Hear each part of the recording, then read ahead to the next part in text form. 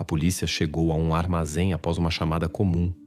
Os trabalhadores tinham encontrado um barril velho e enferrujado que exalava um odor forte.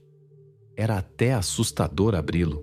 Ninguém suspeitava que lá dentro estaria a chave para um mistério de 5 anos.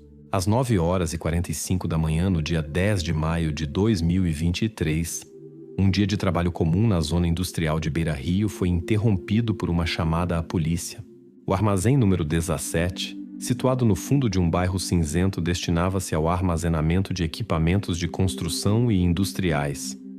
O último inventário programado tinha sido feito há quase 2 anos. Desde então, alguns dos objetos armazenados foram dados como perdidos e esquecidos. Nesse dia, os trabalhadores preparavam-se para limpar o armazém para dar lugar a uma nova entrega de equipamentos. No meio de uma pilha de metal e peças velhas, alguém reparou num barril metálico. Estava separado na margem, meio coberto por uma camada de pó e ferrugem.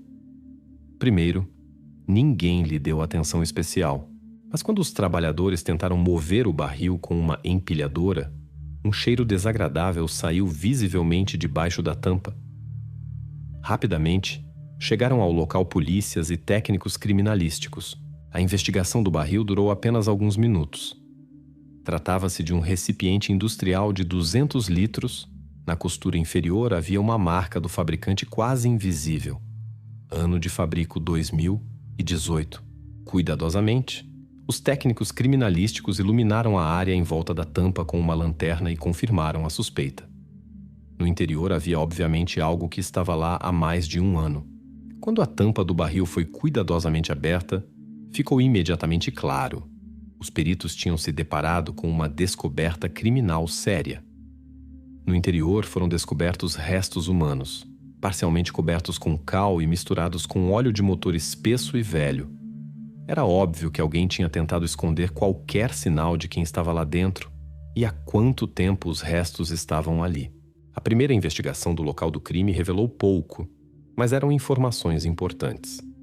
As câmaras de videovigilância no armazém revelaram-se inúteis. Os arquivos com mais de 2 anos eram automaticamente apagados. O próprio armazém não mantinha registros particularmente cuidadosos sobre quem trouxe que carga e quando. No entanto, foi encontrada entre o lixo e os resíduos industriais, perto do barril, uma etiqueta da transportadora Autocargo, na qual o número de registro de uma carrinha estava parcialmente preservado. Esta foi a primeira prova concreta. O interrogatório dos funcionários do armazém trouxe à luz outra estranha coincidência. O guarda, João Correia, que trabalhava ali desde 2017, explicou imediatamente que tinha visto esse mesmo barril há muitos anos. Nunca tinha chamado atenção especial e ele pensava que continha lixo comum. Quando perguntado sobre quando exatamente o barril apareceu no armazém, Correia respondeu incerto que tinha sido há cerca de 5 anos, talvez um pouco antes. O investigador pediu a Correia para precisar as suas memórias. O guarda lembrou-se de um incidente em 2020, cerca de 2 anos após a data suspeita do aparecimento do barril no armazém.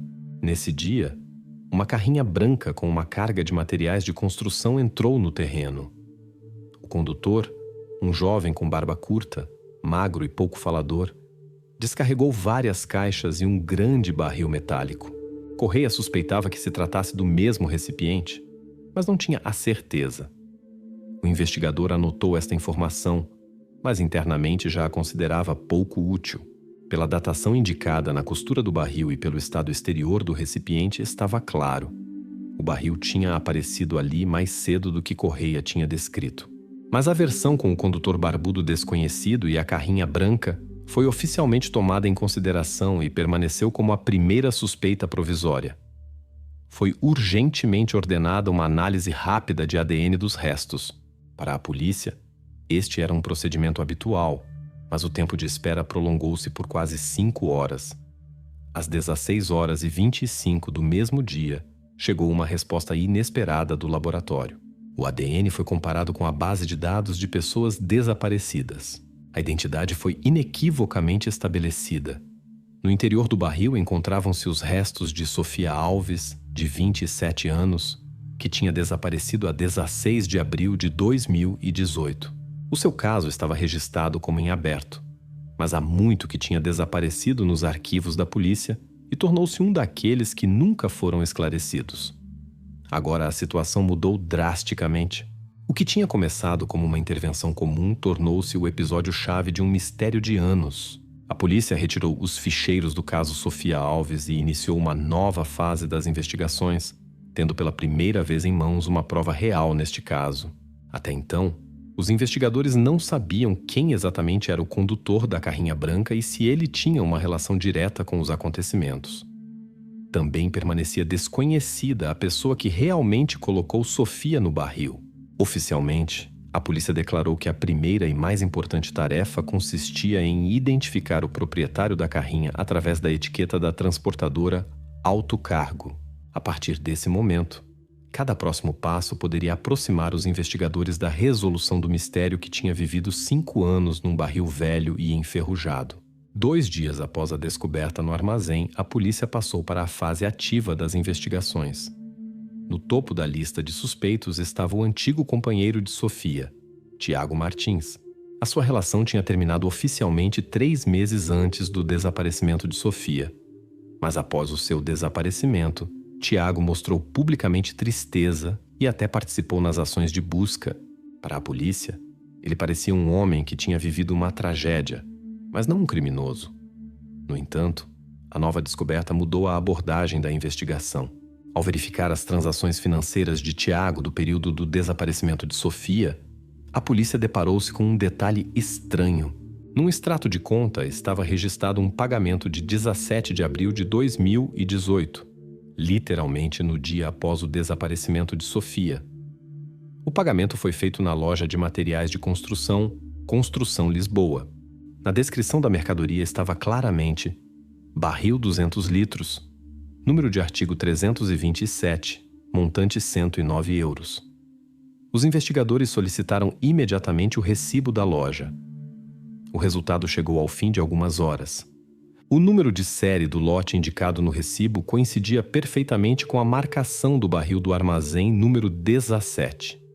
Este foi um facto indiscutível que confirmou que Martins tinha adquirido o barril. Foi a primeira prova séria que ligava Tiago diretamente ao local da descoberta. A polícia interrogou Tiago no dia seguinte. Ele parecia calmo, quase indiferente. Quando perguntado por que precisava de um barril industrial diretamente após o desaparecimento de Sofia, Martins apresentou sem hesitação uma fatura antiga. Segundo ela, o barril foi supostamente comprado para armazenar gasóleo, já que possuía uma carrinha Fiat Ducato e planeava viagens mais longas. Primeiro, isso soou lógico. No entanto, a polícia não se fiou nas palavras do suspeito e conduziu uma verificação adicional. A carrinha antiga de Martins foi quase imediatamente encontrada. Já tinha sido vendida em 2019 através de um site de carros usados. Ao examinar o veículo, revelou-se que tinha sido modificado. O volume do depósito de combustível tinha sido quase duplicado de forma artesanal. Os peritos declararam claramente no seu parecer: um recipiente adicional para armazenar gasóleo na forma de um barril industrial não era necessário para o proprietário. O álibi do suspeito vacilou pela primeira vez. Surgiu uma contradição óbvia. Tiago tinha claramente mentido ao explicar o propósito da compra. Na mesma noite, a polícia recebeu uma declaração inesperada que os levou a examinar ainda mais atentamente a personalidade do suspeito. Miguel Souza, vizinho e colega de Martins em pequenos trabalhos de reparação, explicou aos investigadores que Tiago, naquele dia, 17 de abril de 2018, não tinha comprado mas 2 barris metálicos. Souza assegurou que Martins lhe tinha cedido um deles, e exatamente esse o vizinho tinha visto na sua garagem até 2020. A declaração de Miguel soava sincera e convincente, mas imediatamente surgiu um novo enigma. Se Souza realmente possuía um barril, onde estava agora esse segundo recipiente? Uma verificação da garagem de Miguel não revelou nada por enquanto. Vestígios do barril ou de gasóleo não foram encontrados no local. Souza revelou-se íntegro. A versão do segundo barril ficou no ar e permaneceu por resolver. As investigações prosseguiram, entretanto. A 13 de maio de 2023, A polícia obteve autorização judicial para buscar o apartamento de Tiago Martins no bairro Antigo de Alfama. O apartamento pequeno e arrumado despertou imediatamente dúvidas nos técnicos criminalísticos. Uma primeira inspeção não revelou nada de invulgar, mas quando os peritos removeram uma pequena parte do laminado no corredor, o quadro mudou drasticamente. Debaixo do revestimento do chão, nas juntas e nas emendas do cimento velho, foram encontrados vestígios microscópicos de sangue. Uma análise rápida confirmou os piores receios da polícia. Os vestígios encontrados pertenciam a Sofia Alves. Esta foi a segunda, e já extremamente grave prova que indicava inequivocamente uma ligação de Martins com o desaparecimento da rapariga. Após esta descoberta, Tiago perdeu o controle. Calou-se e recusou-se a continuar a falar sem advogado. A polícia decidiu suspender temporariamente o interrogatório para não assustar o suspeito e aguardar os resultados da investigação completa do chão no apartamento. Era assim ainda necessário confirmar o volume e a idade exata dos vestígios encontrados. Se o sangue tivesse sido deixado exatamente no dia do desaparecimento de Sofia, justificações adicionais do suspeito tornar-se-iam impossíveis. Enquanto a investigação estava em pleno andamento, os investigadores voltaram novamente às ligações financeiras e pessoais de Tiago. O antigo companheiro de Sofia já não parecia ser a pessoa que antes se via, enlutado e compassivo. Pelo contrário, apareciam cada vez mais contradições nas suas palavras e ações, cada vez mais estranhezas que anteriormente ninguém tinha notado. Mas permanecia em aberto a questão do segundo barril. Apesar da declaração de Miguel Souza, a polícia não se apressou com conclusões definitivas.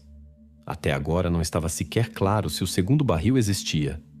E se sim, porque ninguém exceto o vizinho de Martins o tinha visto. A investigação voltou novamente à verificação de documentos e registros para não perder nenhum detalhe que pudesse lançar luz sobre os acontecimentos de 5 anos atrás. Os momentos de suspeita adensavam-se em torno da figura de Tiago Martins, um homem que aparentemente era hábil em esconder a verdade mesmo das pessoas mais próximas. Quase uma semana depois de a atenção dos investigadores se ter concentrado na pessoa de Tiago Martins, a polícia alargou o círculo de busca de respostas e dirigiu-se à família de Sofia Alves. Na investigação original de 5 anos atrás, a sua família não tinha sido incluída na lista de suspeitos e aparecia exclusivamente como parte lesada. Agora, pela primeira vez, as suas transações financeiras foram cuidadosamente examinadas. Precisamente o lado financeiro da vida de Sofia revelou subitamente detalhes inesperados. Ao analisar os negócios bancários de Sofia, os investigadores descobriram uma grande transação. 14 mil euros em dinheiro tinham sido levantados da sua conta literalmente um dia antes do seu desaparecimento, a 15 de abril de 2018. Este detalhe, por alguma razão, não tinha chamado atenção anteriormente, e agora os investigadores decidiram chegar ao fundo da questão. Num encontro pessoal com a mãe de Sofia, Carla Alves, os investigadores tentaram esclarecer a origem e o propósito desse dinheiro. Carla, uma mulher no início dos 50, parecia sincera e reservada, mas a sua resposta despertou imediatamente desconfiança. Sofia não tinha dívidas. Nunca pediu dinheiro emprestado e não devia nada a ninguém. No entanto, os documentos bancários falavam uma linguagem diferente. Além disso, revelou-se que Carla Alves, no mesmo dia, 15 de abril, tinha recebido uma transferência de 6 mil euros na sua conta. O propósito oficial era laconicamente indicado: para a renovação da cozinha. Carla explicou sem emoções especiais que isso provinha da venda de um carro familiar antigo que supostamente há muito queriam vender. Nas suas palavras, não havia nenhum vestígio de agitação, e ela confirmou calmamente que o dinheiro provinha exatamente desse negócio. Os investigadores verificaram as palavras de Carla. Segundo o registro das repartições de registro, a família Alves não tinha vendido nenhum carro nem em abril de 2018 nem posteriormente. Além disso, a última venda registrada de carro na sua família tinha acontecido 3 anos antes do desaparecimento de Sofia. As palavras da mãe revelaram-se uma mentira. Agora a polícia suspeitava que Carla Alves escondia informações importantes dos investigadores. Surgiram suposições de que a mãe sabia muito mais sobre os problemas financeiros da sua filha do que tentava mostrar. Uma das versões iniciais da investigação era a suposição de que Carla poderia ter sabido de uma chantagem pelo antigo companheiro da sua filha, Tiago Martins. Os investigadores começaram a suspeitar que esse dinheiro poderia ter sido parte de um resgate ou a tentativa de resolver um conflito sobre o qual a família preferia não falar. A versão parecia convincente exatamente até a polícia examinar a segunda parte dos documentos bancários de Sofia. Entre os extratos financeiros antigos encontrou-se um detalhe muito mais estranho. Revelou-se que Sofia tinha realmente recebido uma grande soma em dinheiro não do banco, mas de uma empresa financeira privada chamada LX Capital. A soma coincidia exatamente, 14 mil euros. Os investigadores solicitaram informações adicionais sobre a empresa. A empresa, registrada como prestamista privado, não tinha chamado anteriormente a atenção da polícia. O proprietário oficial da empresa era um homem chamado Antônio Fernandes, sobre o qual praticamente não havia informações nas bases de dados da polícia, exceto que se mantinha em segundo plano e não era ativo publicamente.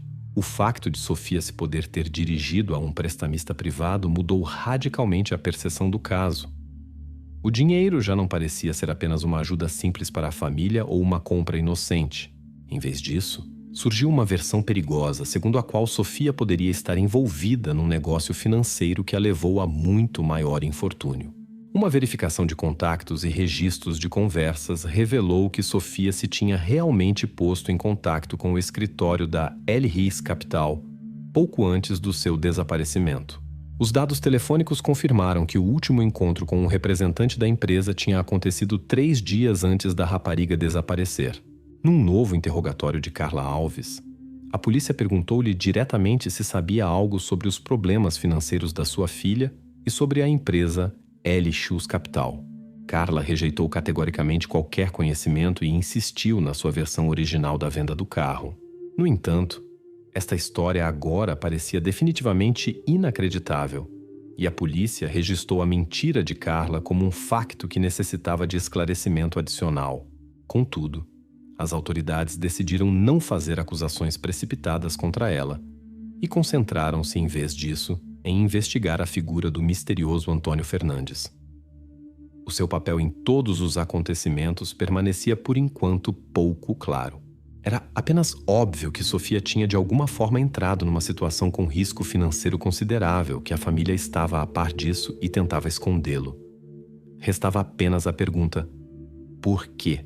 A polícia começou cuidadosamente a verificar possíveis ligações entre o proprietário da LX Capital, Antônio Fernandes, e o principal suspeito, Tiago Martins. Por enquanto, isto não era mais do que uma suposição baseada apenas na lógica geral dos acontecimentos.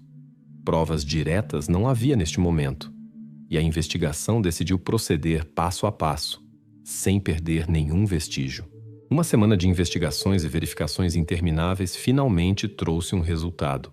Os técnicos criminalísticos retiraram cuidadosamente um fragmento úmido e quase destruído da etiqueta autocargo, que foi encontrada junto ao barril no armazém número 17, e alisaram-no.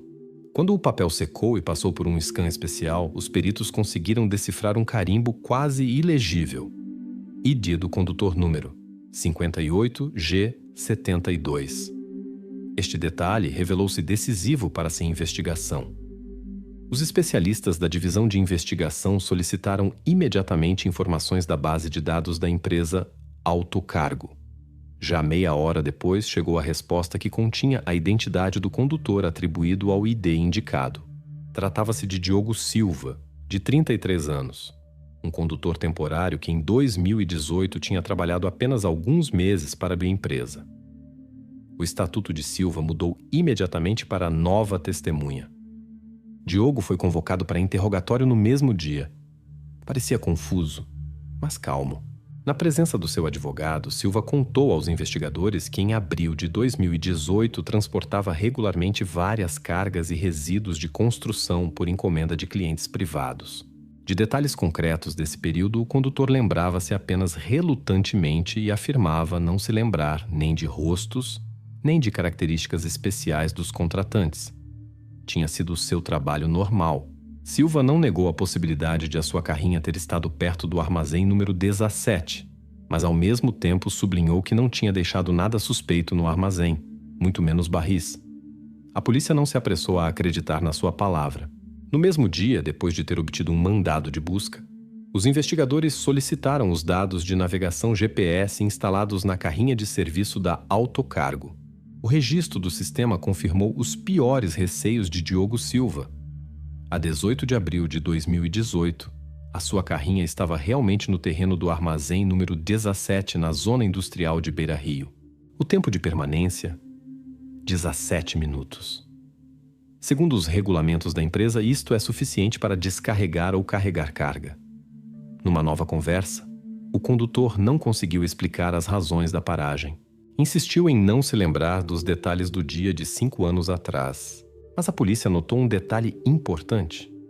Silva, nesse dia, trabalhava sem parceiro e não tinha consigo um terminal padrão para controle de carga, o que ia contra os regulamentos da empresa. E isto reforçou a suspeita da polícia, já que o condutor sem controlo poderia facilmente ter descarregado qualquer coisa no armazém. Mas Silva continuava a negar quaisquer ações ilícitas. O seu álibi revelou-se fraco e baseado quase exclusivamente em memórias pessoais.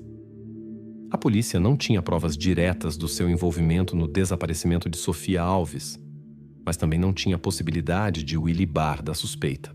A investigação estava numa encruzilhada quando no dia seguinte a Divisão de Análise Criminalística comunicou mais uma notícia inesperada.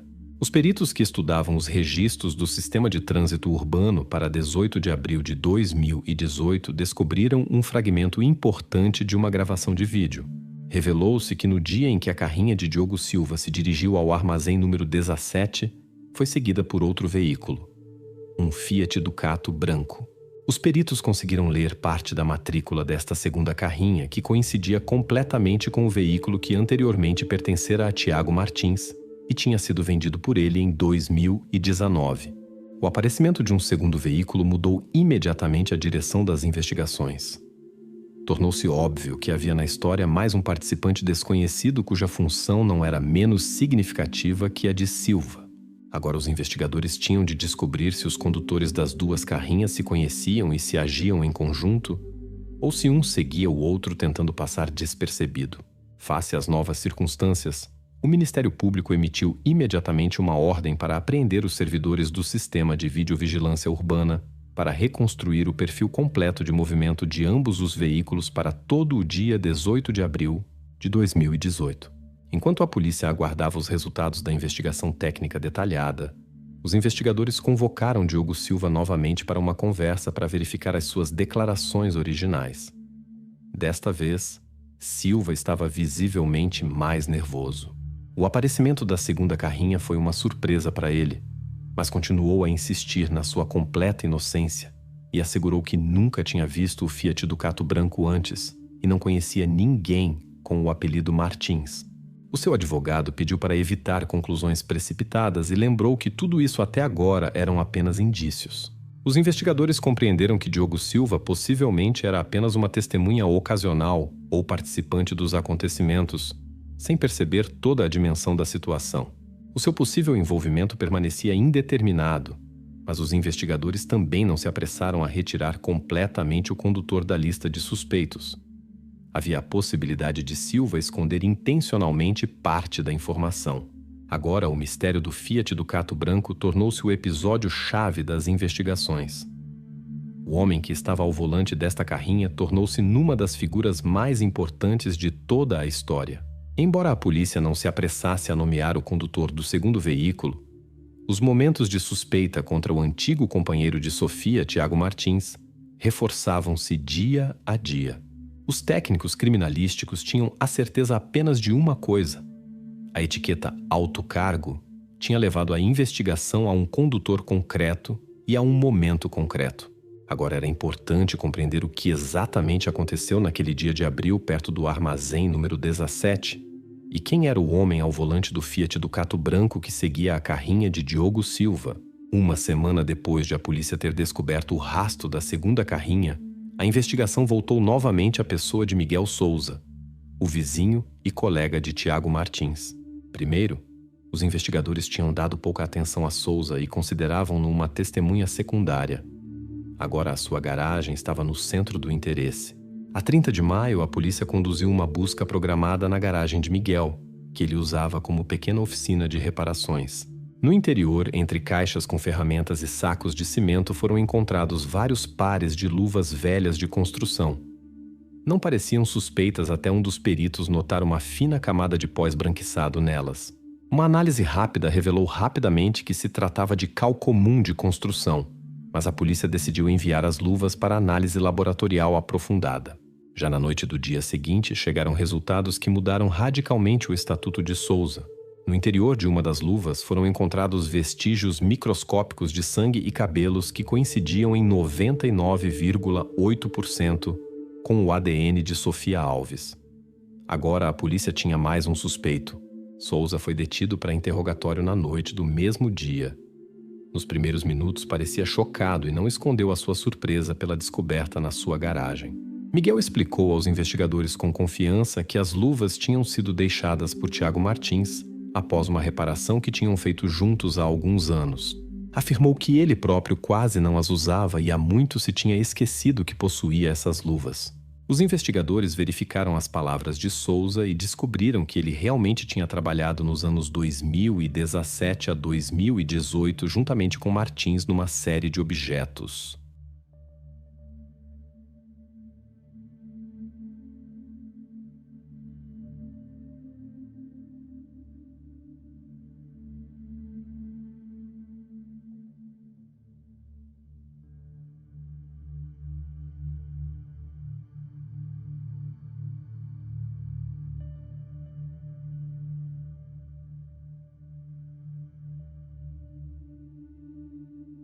Testemunhas e contratantes confirmaram que os dois homens partilhavam frequentemente ferramentas e materiais de construção, e isso não parecia suspeito.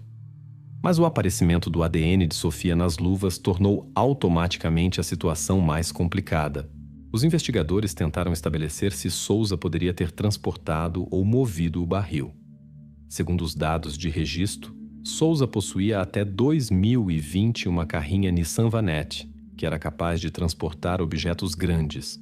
Teoricamente, poderia ter percorrido os 12 quilômetros até a zona industrial de Beira Rio e de volta em meia hora. Um facto importante era que na garagem de Souza estava instalada uma câmara de vigilância, mas que já tinha deixado de funcionar em 2019. O proprietário tinha-a desligado ele próprio e explicou isso com simples poupança de dinheiro. Uma verificação revelou que isso era verdade. Gravações após esse período não existiam. Era agora impossível provar ou refutar as palavras de Miguel através das gravações das câmaras. Os investigadores compreenderam que as provas pareciam contraditórias. Souza afirmava não ter nada a ver com o barril e não conhecer pessoalmente a vítima.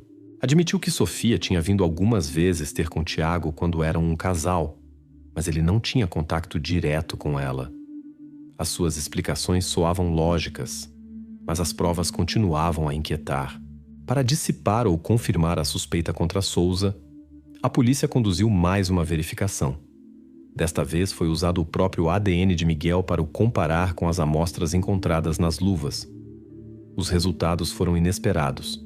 Um parecer do BMRS confirmou que o material biológico nas luvas provinha de Sofia, mas excluía completamente que o sangue ou outros vestígios pudessem provir do próprio Miguel Souza.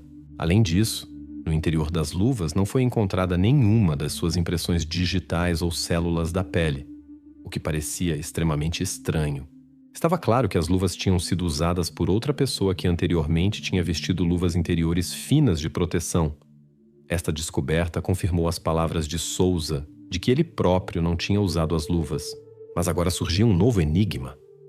Quem exatamente as tinha usado e com que propósito? A identidade desta pessoa tornou-se o objetivo principal de investigações posteriores. Ao mesmo tempo, os peritos da polícia decidiram concentrar-se na origem da cal nas luvas. Esta substância tinha sido encontrada tanto no barril do armazém como agora ligava inequivocamente as luvas ao incidente de 5 anos atrás. O laboratório começou a estudar a composição química da cal, na esperança de compreender de onde exatamente provinha e onde poderia ter sido anteriormente armazenada. O próprio Souza permaneceu sob observação, mas uma acusação formal era por enquanto prematura. A investigação chegou à conclusão de que o papel de Miguel no caso provavelmente se limitava a um tipo de intermediação, embora possivelmente não conhecesse os detalhes do que aconteceu entre Tiago e Sofia. Agora os investigadores viam-no mais como alguém que foi usado por outra pessoa. Entretanto, a polícia continuava a investigar as ligações e a colaboração entre Martins e Souza, procurando uma resposta à pergunta principal: como exatamente as luvas com material biológico de Sofia chegaram à garagem de um homem que nunca teve contato direto com ela? Os investigadores compreenderam que o esclarecimento deste detalhe os poderia aproximar da resposta principal à pergunta sobre o que exatamente aconteceu a Sofia em abril de 2018. Após uma série de acontecimentos que levaram os investigadores a novos suspeitos e provas, a investigação voltou-se novamente para o lado financeiro da vida de Sofia Alves. Precisamente aqui, a polícia encontrou um documento que representava uma nova e séria reviravolta no caso. Ao investigar arquivos bancários e jurídicos, os investigadores obtiveram um contrato de microcrédito que Sofia tinha assinado apenas um dia antes do seu desaparecimento, a 15 de abril de 2018. Segundo o documento, ela contraiu um empréstimo na empresa LX Capital de 20 mil euros. As condições do empréstimo eram duras: 28% ao ano. Muito mais interessante, no entanto, era o facto de como fiador deste empréstimo aparecer ninguém menos que Tiago Martins, o antigo companheiro de Sofia e principal suspeito no caso. Este contrato tornou-se a primeira prova concreta de uma ligação financeira entre Sofia e Martins após a sua separação oficial. Até então, Martins tinha assegurado aos investigadores que a comunicação com Sofia após a separação tinha sido mínima e formal. Agora essas afirmações pareciam duvidosas. Num novo interrogatório, Tiago Martins explicou novamente com confiança que tinha dado a sua assinatura exclusivamente a partir do desejo de ajudar a sua antiga amada a abrir o seu próprio negócio. Um pequeno café no bairro antigo da cidade. A polícia confirmou após verificação dos contactos de Sofia. A rapariga tinha realmente discutido planos para abrir um café com as suas amigas e família, mas estava obviamente insegura sobre os detalhes do negócio. Os investigadores examinaram cuidadosamente a correspondência de Sofia. Precisamente as mensagens SMS lançaram luz sobre as verdadeiras dúvidas da rapariga. Sofia procurava ativamente um advogado 2 dias antes do seu desaparecimento para se aconselhar sobre as condições do contrato com a LX Capital. A correspondência mostrava claramente que as condições do empréstimo tinham sido impostas a Sofia e que ela estava insegura se conseguia cumprir as obrigações financeiras. As mensagens eram curtas e nervosas, e o último contato com um advogado aconteceu literalmente algumas horas antes do seu desaparecimento. Precisamente então surgiu uma nova versão. Sofia poderia ter sido vítima das suas obrigações financeiras. Os investigadores começaram a considerar seriamente a suposição de que a morte da rapariga poderia ter sido vantajosa para o proprietário da empresa de crédito, o misterioso Antônio Fernandes. A suposição de um assassinato por crédito era hipotética e até agora não apoiada por factos, mas do ponto de vista dos interesses de Fernandes, lógica: cancelar a dívida através da eliminação do devedor. Esta versão recebeu uma confirmação inesperada depois de a divisão de telecomunicações da polícia ter apresentado uma análise dos dados de ligações telefônicas de Sofia e Tiago Martins. Nos dados de chamadas encontrou-se uma conversa curta que teve lugar na noite do desaparecimento de Sofia. Exatamente às 0h47 da noite de 16 de abril de 2018, Tiago Martins telefonou para o número de Antônio Fernandes. A conversa durou apenas 2 minutos e 8 segundos, mas só o facto desta chamada pôs em questão todas as declarações anteriores do suspeito. Agora a polícia dispunha de prova sólida de uma ligação direta entre Martins e Fernandes. Embora Martins negasse obstinadamente qualquer contato com o proprietário da LX Capital, os registros telefônicos provavam o contrário. Tiago foi convocado para um interrogatório urgente para explicar a chamada noturna. Obviamente não esperava esta pergunta e calou-se alguns segundos para se recompor. Depois explicou com confiança que não se lembrava dos detalhes da conversa porque já tinham passado 5 anos. Martins insistiu que se poderia ter tratado de uma coincidência ou de uma chamada acidental, mas os investigadores notaram a sua evidente inquietação. A polícia, compreendendo que de Martins neste momento não era de esperar nada substancial, solicitou imediatamente autorização judicial para escutas telefônicas de Fernandes. Estava claro que precisamente o proprietário da L Shows Capital poderia possuir as chaves para esclarecer o desaparecimento de Sofia. E agora tornou-se o centro das investigações. A versão de um envolvimento de Fernandes parecia lógica e promissora, mas até agora a investigação não dispunha de provas diretas da sua culpa. Ele permanecia uma figura na sombra, um potencial mentor cuja função ainda não estava completamente esclarecida. O rastro financeiro de Sofia descobria gradualmente detalhes completamente novos da sua vida que nem sequer a sua família conhecia. Sofia tinha caído numa armadilha de dívidas, e a única pessoa que a poderia ter ajudado era precisamente Tiago. No entanto, o seu motivo permanecia questionável. Vantagem financeira ou ciúme pessoal?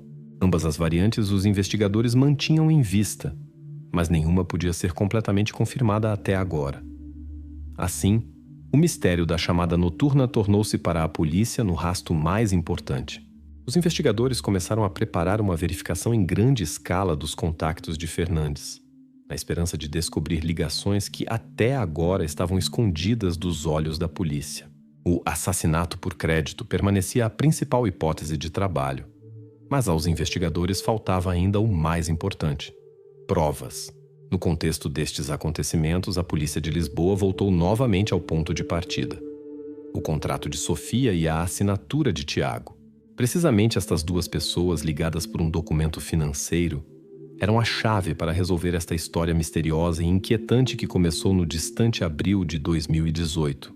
Os acontecimentos decisivos da investigação levaram a polícia novamente a um dos principais suspeitos, Tiago Martins, e a sua velha carrinha Fiat Ducato. Há alguns dias, os técnicos criminalísticos tinham descoberto uma prova importante: um cartão SD do sistema FleetGuard que tinha sido instalado pelo próprio Martins já em 2017. Os investigadores esperavam que os dados do cartão ajudassem a reconstruir a rota noturna da carrinha e estabelecer onde se encontrava nas horas decisivas do desaparecimento de Sofia. O exame do cartão confirmou as piores suposições dos investigadores. Na noite de 18 de abril de 2018, o sistema FleetGuard registrou a rota exata da carrinha. Às 23h19 da noite, o Ducato saiu da rua Campolide em direção à zona industrial de Beira Rio. Já às 23h34, o veículo chegou ao armazém número 17. Exatamente o armazém onde 5 anos depois foi encontrado o barril com os restos de Sofia. Os investigadores solicitaram imediatamente dados similares para o segundo veículo que pertencia a Miguel Souza, uma Nissan Vanette.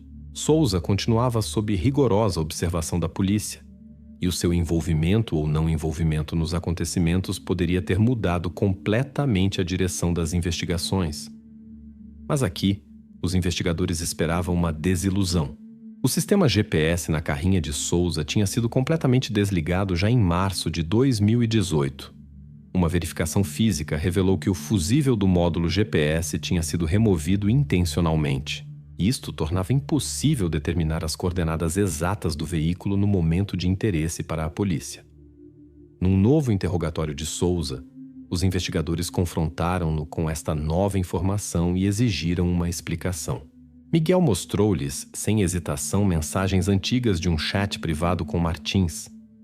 Na correspondência encontrava-se realmente um pedido de Tiago para ajudar no transporte de alguns sacos de cimento. O momento do envio da mensagem coincidia com o tempo de movimento do Ducato. Souza insistiu que queria sair mais tarde, mas Tiago tinha supostamente retirado o pedido no último momento. No entanto, nos dados GPS e nas gravações de vídeo da Polícia de Trânsito, a Nissan Vanette de Souza não foi registrada naquela noite.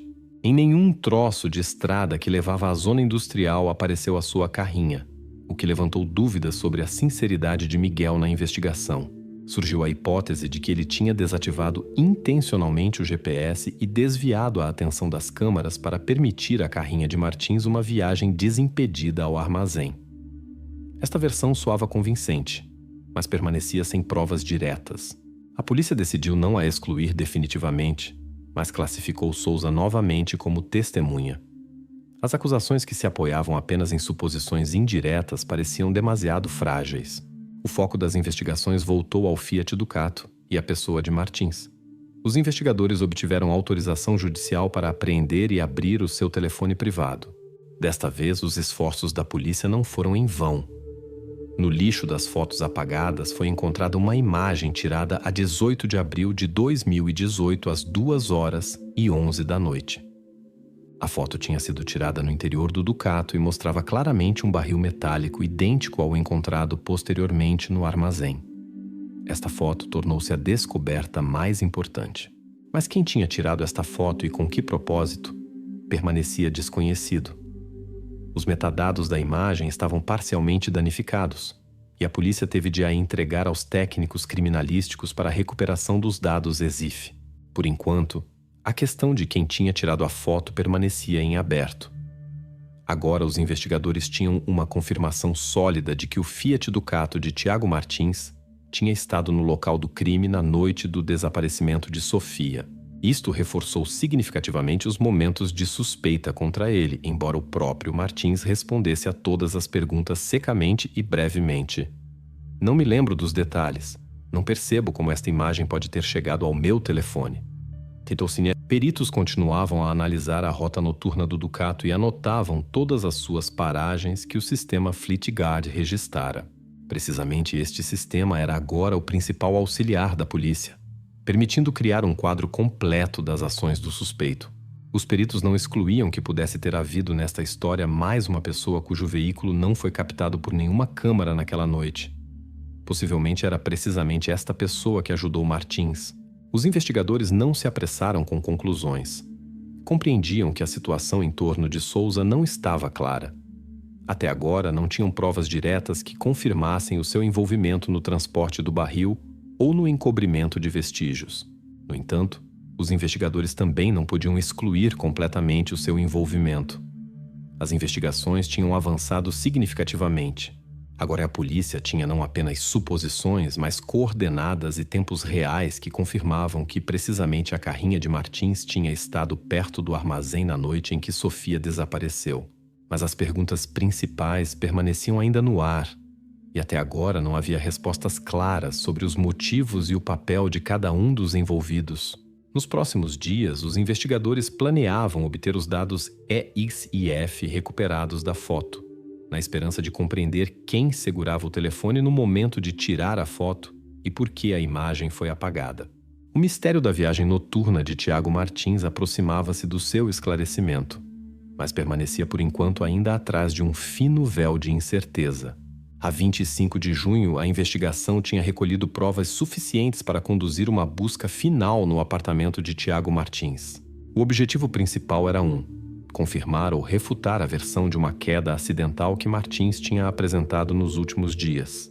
A polícia já dispunha de resultados preliminares da análise dos vestígios de sangue debaixo do laminado, mas agora os técnicos criminalísticos obtiveram a possibilidade de examinar completamente os pisos no corredor do apartamento. Depois de o laminado ter sido completamente removido, os peritos chegaram a uma conclusão que refutou definitivamente todas as explicações anteriores do suspeito. Debaixo do laminado foi descoberta uma base especial completamente embebida em sangue. Uma estimativa pericial resultou num volume específico de líquido, não menos de 180 mililitros. O exame médico legal conduziu uma análise do padrão de salpicos de sangue e chegou a uma conclusão inequívoca. A lesão foi causada por um golpe com um objeto contundente na região da cabeça, sendo que o ângulo e o tipo de manchas indicavam uma projeção capilar vertical. Consequentemente, a versão de Martins de uma queda de Sofia foi completamente excluída. Depois de terem sido apresentados a Martins os resultados da perícia, o seu comportamento mudou drasticamente. Parecia perdido, tenso, como se não tivesse mais respostas convincentes para os investigadores. Tiago explicou aos investigadores literalmente: Ela realmente caiu e magoou-se. Eu tive medo e decidi encobrir o incidente. Mas os investigadores já compreendiam que isto era uma mentira óbvia. O médico legista refutou imediatamente na presença de Martins a possibilidade de sofrer tal lesão numa queda comum. A perícia apontava claramente para uma ação externa ativa que ocorreu com uma força determinada e num ângulo claro. Nesse momento, Tiago começou novamente a mudar as suas declarações. Tentou desviar a suspeita de si e apontou para uma terceira pessoa que supostamente era responsável pelo incidente. Agora insistia que um certo credor desconhecido, cujo nome supostamente já não se lembrava, tinha vindo pessoalmente à sua casa e tinha feito violência a Sofia devido às suas dívidas. Martins afirmava que tinha sido apenas testemunha de um conflito que supostamente tinha saído de controle, mas a polícia já compreendia que também esta versão não resistia a nenhuma crítica. Em todos os interrogatórios anteriores, Martins tinha negado categoricamente ter visto pessoalmente os credores de Sofia ou tê-los deixado entrar em sua casa. A investigação decidiu examinar o apartamento ainda mais minuciosamente, e isso trouxe novamente um resultado inesperado. Análises balísticas e químicas mostraram a presença de partículas especiais de betume nos painéis de laminado. Essas partículas coincidiam com a composição da camada protetora do barril metálico encontrado no armazém número 17 com os restos de Sofia. Esta foi uma nova descoberta sensacional que mudou radicalmente a representação dos investigadores sobre o que se passou no apartamento. A perícia confirmou. O barril em que posteriormente foram encontrados os restos encontrava-se no momento do ataque a Sofia diretamente no apartamento de Martins. E embora as circunstâncias exatas e a cronologia dos acontecimentos ainda fossem desconhecidas, só a presença do barril significava que o crime não podia ser um simples acaso ou um descuido. Os investigadores depararam-se com a questão do transporte deste barril para o apartamento e novamente para fora. A polícia compreendia que era impossível carregar e tirar um objeto grande de um edifício residencial sem ser notado, mas os vizinhos afirmavam não se lembrar de nada parecido. E as câmaras de vigilância à entrada também não tinham registrado atividade estranha nesse dia. Tornou-se claro aos investigadores que Martins tinha um plano cuidadosamente pensado cujos detalhes ainda tinham de ser descobertos. Mas já agora, a investigação dispunha de tudo o necessário para começar a elaborar uma acusação oficial. Todas as tentativas de Tiago de escapar à responsabilidade, de mudar as suas explicações ou de deitar a culpa a um certo credor falharam definitivamente. Provas físicas, pareceres médico-legais e contradições lógicas nas suas declarações não deixavam dúvidas sobre o envolvimento de Martins. Entretanto, a polícia não se apressou a excluir completamente o envolvimento de outras pessoas, como, por exemplo, Souza ou o proprietário da empresa de crédito Fernandes. Mas os seus papéis no acontecido ainda não estavam claros e, sobretudo, não tinham a mesma confirmação séria que Martins. A última fase das investigações estava perto do fim. Todo o quadro do crime juntava-se lenta, mas imparavelmente. Tiago Martins quase já não negava os factos, embora a sua última linha de defesa parecesse mais uma tentativa desesperada de mitigar a sua própria punição do que uma explicação real do acontecido. Neste momento, diante dos investigadores estava apenas uma tarefa por resolver: compreender como Martins conseguiu transportar o barril de tal forma que nenhuma testemunha o notou. Este enigma permanecia o último elemento não resolvido do caso, e foi separado num processo individual que a investigação queria concluir nos próximos dias. Agora, a polícia de Lisboa preparava oficialmente os documentos para entregar o caso ao tribunal, onde Martins já não teria de explicar aos investigadores, mas ao juiz e aos jurados, por que tantas provas apontavam para a sua culpa direta no desaparecimento de Sofia Alves. A 4 de março de 2024, terminou na sala do Tribunal Municipal de Lisboa um processo que durou quase 10 meses. No banco dos réus, Tiago Martins, considerado culpado de um crime grave cometido há 6 anos. O procurador apresentou ao tribunal, apoiado em todas as provas recolhidas pela investigação, detalhadamente o quadro completo dos acontecimentos daquela noite de abril de 2018. O tribunal ouviu uma cadeia de provas em que já não restavam obscuridades. Naquela noite, Sofia veio ao apartamento de Martins com a intenção de conseguir a revogação da fiança para o empréstimo da Elicius Capital. Entre eles surgiu um conflito que rapidamente se transformou numa briga. A questão complicou-se pelo facto de Sofia, como se soube pela correspondência, não só planear libertar-se das obrigações financeiras, mas também expor o esquema de fraudes de Martins com microcréditos. Isso teria significado não só a sua falência pessoal, mas também uma perseguição criminal inevitável para Tiago. Os investigadores estabeleceram definitivamente o motivo: o medo de Martins da exposição, agravado por um sentimento de ciúme em relação a Sofia, que obviamente estava a construir a sua vida sem ele. Os peritos apresentaram ao tribunal um parecer. A lesão foi infligida a Sofia no corredor do apartamento de Martins, onde no momento do acontecido estava um barril industrial metálico comprado um dia antes dos acontecimentos. As provas são irrefutáveis. As partículas de betume no laminado coincidiam com o revestimento do barril, e os vestígios de sangue confirmavam completamente a biomecânica da lesão. Depois de tudo acontecido, Martins colocou Sofia precisamente nesse barril, cobriu-a com cal e óleo, fechou-o hermeticamente e já na noite às 23h34, levou-o com a carrinha Fiat Ducato ao armazém número 17 na zona industrial de Beira Rio. Durante todo o processo, Martins tentou deitar a responsabilidade sobre outras pessoas. Primeiro acusou Miguel Souza, que supostamente o tinha ajudado a apagar vestígios. Mas o tribunal provou o álibi de Souza. Naquela noite encontrava-se no porto, a 200 quilômetros do local do crime, o que foi confirmado por bilhetes e testemunhos. Souza foi completamente ilibado, e as suas falsas declarações sobre o segundo barril foram consideradas apenas como uma tentativa de ajudar um amigo a escapar ao castigo. Outra linha de acusação, contra Antônio Fernandes, proprietário da LX Capital, também não encontrou confirmação. Os investigadores estabeleceram que o seu papel se limitava exclusivamente à concessão do empréstimo. Os contatos com Martins eram de natureza puramente comercial. A acusação contra Fernandes foi completamente retirada, e ele permaneceu uma figura na sombra deste caso, sem consequências legais.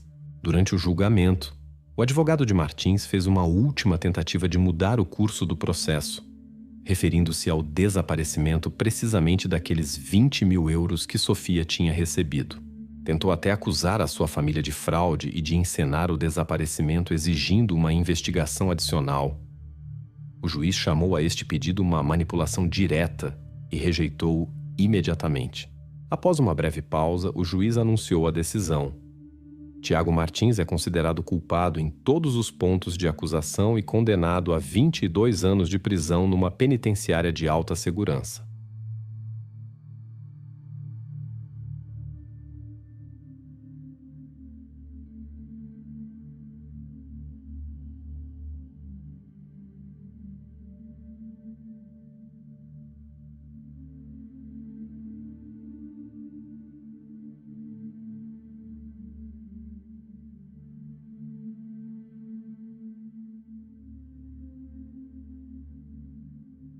A sentença foi pronunciada secamente, sem emoções e comentários, como convém a um tribunal. Ao mesmo tempo, o tribunal estabeleceu que a investigação não conseguiu determinar o momento exato da morte de Sofia Alves.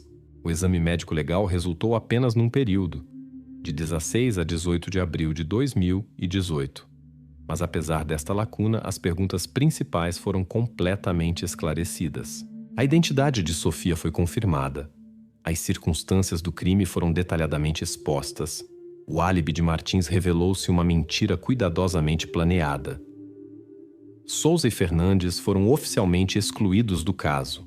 No entanto, alguns detalhes das investigações permaneceram sob sigilo. Por exemplo, os 20 mil euros desaparecidos que tinham sido transferidos a Sofia pela empresa LX Capital nunca foram encontrados. Os oficiais de justiça tentaram obter acesso às contas financeiras da empresa, mas a operação funcionava através de contas fictícias para a obtenção de dinheiro e o rastro perdeu-se. As investigações sobre este assunto foram suspensas até o aparecimento de novas informações. Também nunca foi esclarecido quem mais poderia ter ajudado Martins a encobrir vestígios. As câmaras de vigilância não registraram o movimento do barril e as testemunhas não notaram nada suspeito. Esta parte do caso permaneceu em aberto e aguarda novos dados, se alguma vez aparecerem. O processo terminou exatamente às 17 horas. Martins foi levado da sala do tribunal algemado. Não olhou para trás e não disse uma palavra. A família de Sofia Alves levantou-se e saiu silenciosamente da sala do tribunal. O processo judicial foi encerrado